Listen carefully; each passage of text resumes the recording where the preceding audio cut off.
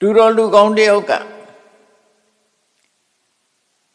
သူ့ရဲ့ကောင်းမှုလုပ်ငန်းတွေဟာအကျိုးမပေးသေးသမျှသူဟာအဆိုးနဲ့ပဲကြုံတွေ့နေတတ်သေးတယ်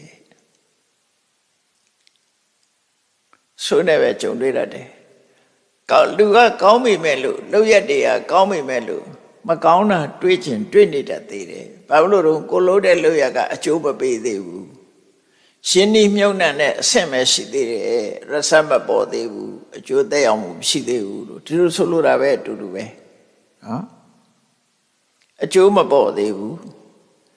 ရှေတာသပစ္စတိဗတ္တရအထဗတ္တရောဗတ္တရအနိပတ္တိကိုလို့တဲ့ကောင်းမှုတွေက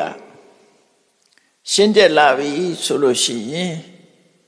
လူတော်လူကောင်းတယောက်ဟာကောင်းကျိုးချမ်းသာတွေကိုစက်တိုက်တွေ့တော့မှာပဲအဲ့တော့တခဏကြုံတွေ့ရတာလေးကိုကြည့်ပြီးတော့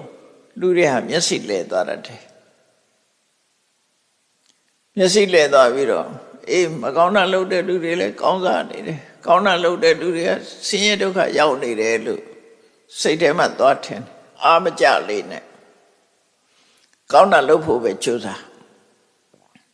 မကောင်းတာကိုစိတ်ကူးတဲ့တောင်မထည့်နဲ့